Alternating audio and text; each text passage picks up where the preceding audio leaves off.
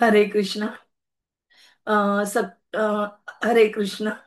भागवत चर्चेमध्ये आपल्या सगळ्या महानुभावांचं स्वागत आहे.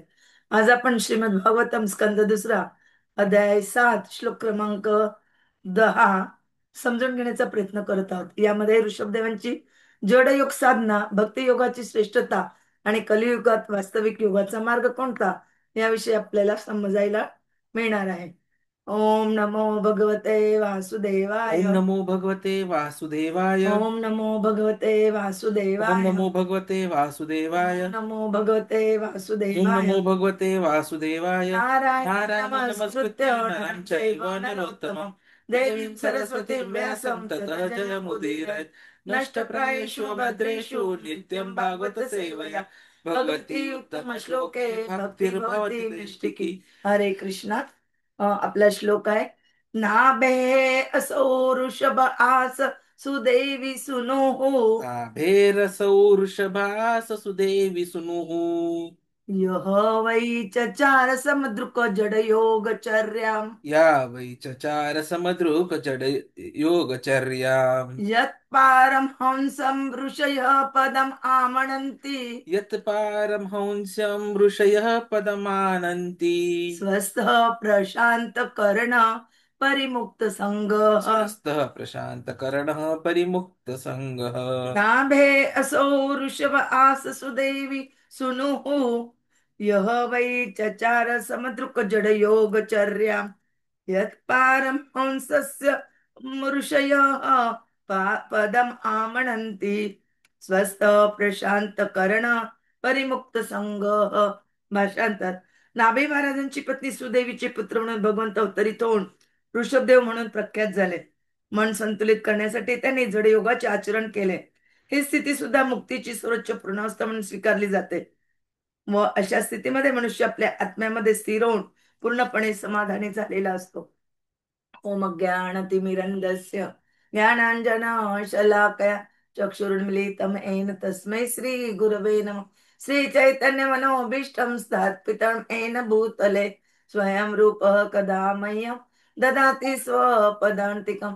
वन्देऽहं श्रीगुरोः श्रीयुतपदकमलं श्रीगुरोन् वैष्णवान् च श्रीरूपं साग्रजातं सगणरघुनाथान्वितं तं सजीवं साद्वैतं सावधूतं परिजन सहितं कृष्ण चैतन्य देव श्री राधा कृष्ण पादान सगण ललिता श्री विशाखान्वितांच. नमो ओम विष्णुपादाय कृष्ण प्रेष्ठाय भूतले श्रीमते भक्ती वेदांत स्वामिने ते नामिने. नमस्ते सरस्वते देवे गौरवाणी प्रचारिणे निर्विशेष शून्यवादी पाश्चात्य देश तारिणे. वांछा कल्पतरुभेच कृपा सिंधुभ्य एव च पतितानां पावनेभ्यो वैष्णवेभ्यो नमो नमः. जय श्री कृष्ण चैतन्य प्रभु नित्यानंद श्री अद्वैत गदाधर श्रीवासादि गौर भक्तवृंद. हरे कृष्णा कृष्ण कृष्ण हरे हरे. हरे राम राम राम हरे हरे. हरे कृष्ण कृष्ण कृष्ण हरे हरे. हरे राम राम हरे हरे. हरे कृष्ण कृष्ण कृष्ण हरे हरे. हरे राम राम हरे हरे. हरे कृष्ण. आज आपण श्रीमद भागवतम स्कंद दुसरा अध्याय 7 भगवत अवतार आणि त्यांचे विशिष्ट कार्य या अध्यायातील श्लोक क्रमांक 10 अभ्यास करत आहोत. यामध्ये आपल्याला सांगण्यात आलंय या श्लोकामध्ये की नाभी महाराजांची पत्नी सुदेवी यांचे जे पुत्र ते भगवंत त्यांचे पुत्र म्हणून जन्माला आले, अवतरित झाले आणि त्यांचं नाव होतं ऋषभदेव. हे ऋषभदेवांनी आपल्या मनाच्या संतुलनासाठी त्यांनी जड योगाचे आचरण केले. जड योग वास्तविक खूप कठीण आहे. या योगामध्ये काय होतं की ते आपल्या डोक्याचे जे केस असतात ना ते कुठल्याही यंत्राच्या सहाय्याने कापत नाहीत, तर हाताने ते ओढून काढतात. आणि दाढी मिशी वगैरे जे काय आहे ते पण ते करत नाही, कुठल्याही शेविंग वगैरे करत नाही. त्याऐवजी त्यांची ते लांब दाढी लांब मिशा असे शेवटच्या आयुष्याच्या शेवटच्या टप्प्यात ऋषभ भगवान पूर्ण आपलं राज्य भरत महाराजांना देऊन टाकलं. भरत हे त्यांचे 100 पुत्रांपैकी एक पुत्र. त्यांना त्यांनी राज्य देऊन टाकलं व भगवत साधनेसाठी आपल्याला समजावं की भगवत साधना कशी करायला पाहिजे. त्यासाठी त्यांनी अ, पूर्ण याच्यात ते फिरायला लागले. त्यांना शुद्ध नव्हती. जणू काही लोकांना, पाहणाऱ्या लोकांना वाटत असे की हा वेडा माणूस आहे. त्यामुळे त्यांच्यावर जाताना रस्त्यात मुलं म्हणा, अल्पबुद्धीचे जे लोक होते, अज्ञानी जे लोक होते, ते लोक त्यांच्यावर थुंकायचे किंवा त्यांच्यावर मलमूत्र विसर्जन करायचे. त्याचा त्यांच्यावर काही परिणाम होत नव्हता, कारण ते या सगळ्या गोष्टीच्या परे गेलेले होते. आणि काही काही वेळेला तर काय, ते त्यांच्या मलावरच स्वतः झोपायचे. पण त्यांच्या मलाचा जो सुगंध होता, शेकडो मैल पर्यंत जायचा. सुगंध, फ्रेग्रन्स जे म्हणतो आपण, तो अ, अ, बऱ्याच मैलांपर्यंत जायचा. आणि त्यांनी अ, हे जरी केलं तरी वास्तविक या कलियुगात याची काही गरज नाही. या कलियुगात फक्त काय महत्वाचं आहे तर नामस्मरण. हरे कृष्ण कृष्ण कृष्ण हरे हरे, हरे राम राम राम हरे हरे. आणि त्यांची जी माता आहे तिला मरुदेवी सुद्धा म्हणतात असं म्हणायचे. ते नाभीचे पुत्र व आंध्रेंद्र महाराजांचे नातू होते. दोन नावं जरी दिलेली असली तरी ते एकाच व्यक्तीचे आहेत. त्यांनी आपल्याला काय म्हणतात, उदाहरणादाखल किंवा आपल्याला आपण काय म्हणतो ते सत्य म्हणून दाखवून दिलेलं आहे. जे अं, उल्लेख केलेला आहे त्यांनी, स्वतः वृषभ महाराजांनी. ही सगळी माहिती आपल्याला या श्लोकामध्ये मिळते. प्रभूजी आपल्याला सुंदर सोप्या भाषेत सांगतील अशी मी त्यांना विनंती करते. हरे कृष्ण. हरे कृष्ण हरे ये दो कृष्ण मुका. कृष्ण कृष्ण हरे हरे, हरे राम राम राम हरे हरे. तर माताजीने आपल्याला जवळजवळ सर्व माहिती दिलेलीच आहे ऋषभदेवांबद्दल. तर ह्या श्लोकामध्ये जे महत्वपूर्ण गोष्ट येते ती येते जड योगात आणि त्याची स्वीकार्यता. स्वज्ञान प्राप्तीच्या अनेक रहस्यमय अभ्यासांपैकी जड योग सुद्धा प्रामाणिक आचार्यांनी स्वीकारलेला आहे. आत्मसाक्षात्काराचे विविध उपाय आहेत आणि विद्वानांनी जड योगालाही मान्यता दिली आहे. जड योगाच्या या अभ्यासामुळे व्यक्ती स्वतःला मूर्ख दगडाप्रमाणे बनवतो आणि भौतिक प्रतिक्रियांनी बिलकुल प्रभावित होत नाही. आणि याचे जिवंत उदाहरण म्हणजे स्वतः ऋषभदेव महाराज. आता स्वतः ते कृष्णाचे अवतार आहेत. कृष्णाचे अवतार घेण्यामागचे उद्देश आपण पाहिलेलेच आहेत. तसंच राज्यकारभार स्वीकारल्यावर ऋषभदेवांनी त्यांच्या प्रजेचं सांगोपांग केलेलं आहे आणि यथायोग्य पालन केल्यामुळे धर्माची स्थापना झाली. परंतु त्यांना अजून महत्वपूर्ण गोष्ट दाखवायची होती आणि ती म्हणजे इंद्रियांपासून कसं स्वतःला दूर करावं. आणि म्हणून राशा ऋषभदेव यांनी आयुष्याच्या अंतिम टप्प्यात एका वेड्या माणसाप्रमाणे नग्न घाणेरड्या वस्त्रांशिवाय मोठ्या केसांनी आणि दाढीने भ्रमण केले. सामान्य बालक मूर्ख लोक त्यांना पाहून थुंकायचे, त्यांच्यावर मूत्रविसर्जन करायचे. परंतु त्याने त्यांना काहीही फरक पडला नाही. ते स्वतःच्याच मलमूत्रात पडलेले राहत होते आणि अजिबात हालत नव्हते. पुढे जेव्हा आपण पुढच्या स्कंदांमध्ये याच्याविषयी वाचू तेव्हा असं म्हटलं जातं की ते एखाद्या नागाप्रमाणे होते. काहीही फरक पडत. आता जेव्हा आपण मलमूत्राचा विचार करतो तर त्याच्यासोबत फक्त दुर्गंध हाच शब्द समजला जातो. परंतु त्यांच्या शरीराचा मल फुलांप्रमाणे सुगंधित होता आणि हेच त्यांच्या दिव्यत्वाचे प्रतीक होते. कारण की हा फुलाचा सुगंध कुठलाही भौतिक नाही तर स्वर्गीय फुलांचा सुगंध होता. अशा दिव्य परमहंसांचे सामान्य व्यक्ती अनुकरण करू शकत नाही. जर योगाचा अभ्यास केवळ ऋषभदेवांसारख्या सिद्ध महापुरुषांसाठीच शक्य आहे. सामान्य लोकांसाठी हे अशक्य आहे. तर जडयुगाचा खरा उद्देश काय? तर ह्या योगाचा मुख्य उद्देश प्रशांत करणं, अर्थात इंद्रियांना वश करणं आहे. योगाचे मूळ उद्दिष्ट अनियंत्रित इंद्रियांना नियंत्रित करून आत्मसाक्षात्कारासाठी तयार करणं आहे. परंतु कलियुगात जडयोग व्यावहारिक नाही, त्याऐवजी भक्तियोग योग्य आहे. ध्यान आणि संयमाचा आपण विचार करतो. जो व्यक्ती आत्मसंयमी नाही आणि ज्याचे मन अशांत आहे, तो ध्यान करू शकत नाही. आणि म्हणूनच बृहदनारायणीय पुराण जे आहे त्याच्यामध्ये कलियुगाच्या भक्तीचे महत्व सांगितलंय. कलियुगात लोकांचं आयुष्य कमी, आध्यात्मिक प्रगती हळू, मनोविकार अधिक, स्मरणशक्ती कमी, आणि म्हणून प्रभूच्या नावाचा जप करणे हे सर्वोत्तम साधन आहे. हरेर नाम हरेर नाम हरेर नामेव केवलम, कलौ नास्ति एव नास्ति एव नास्ति एव गतिरन्यथा. कलियुगात आत्मसाक्षात्काराचे सर्वोच्च साधन अर्थात भगवंतांच्या नावाचे संकीर्तन आहे. नेपाळ एकदा नाही, दोनदा नाही, तीनदा हे ह्या श्लोकामध्ये येत आहे. यावरून याचं महत्व आपल्याला कळतं. श्रवण आणि कीर्तन ही भक्तियोगाची सुरुवात आणि पोषण आहे. भागवत श्रवणानेच व्यक्ती सर्वोच्च सिद्धी प्राप्त करू शकतो, श्रवणाने, वाचनाने नाही. हे आपण पहिल्या स्कंदातही पाहिलं होतं, 13व्या अध्यायामध्ये.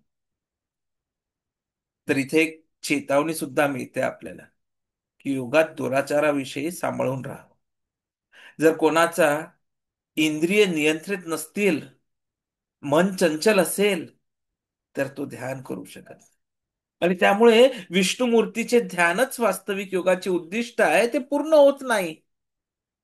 योगाचे अंतिम उद्दिष्ट हृदयस्थ विष्णुमूर्तीचा श्रीकृष्णाचा अनुभव घेणे आहे.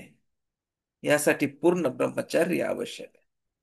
ज्यांचे उद्दिष्ट हे नाही, तो योगाचा उपहास करतात. योगासाठी ब्रह्मचर्य अर्थात संयम अनिवार्य आहे.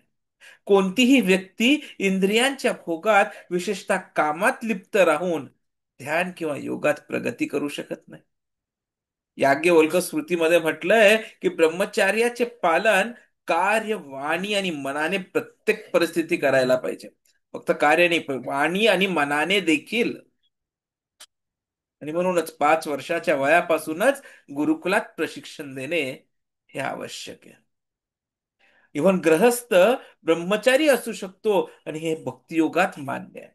जर एखादा विवाहित पुरुष नियंत्रितपणे एकाच पत्नीशी संबंध ठेवतो, तर त्याला भक्तियोगात ब्रह्मचारी मानले जाऊ शकते. किंतु ज्ञान किंवा ध्यान योगात हे सुद्धा स्वीकार्य नाही.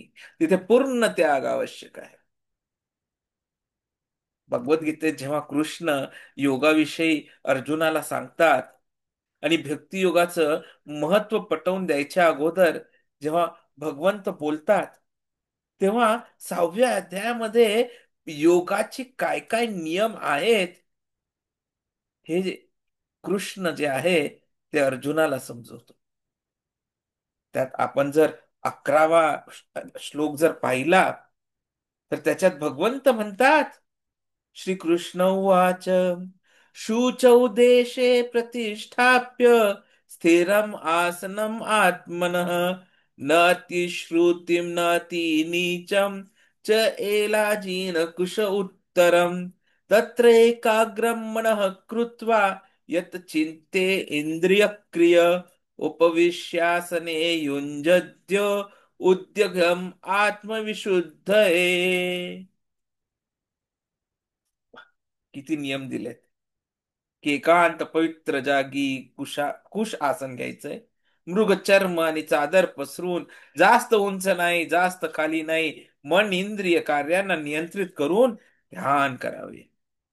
पुढे अजून नियम आहेत. पुढच्या नियमांमध्ये कृष्ण म्हणतात, समम काय शिर अग्रीवम धारयत न चलम स्थिर संप्रेक्ष्य नासिका अग्रम स्वदिश च अनवलोकयन प्रशांतात्मा विगतभिः ब्रह्मचारी व्रते स्थित मनसंयम मत चित्त युक्त आसित मत्परः.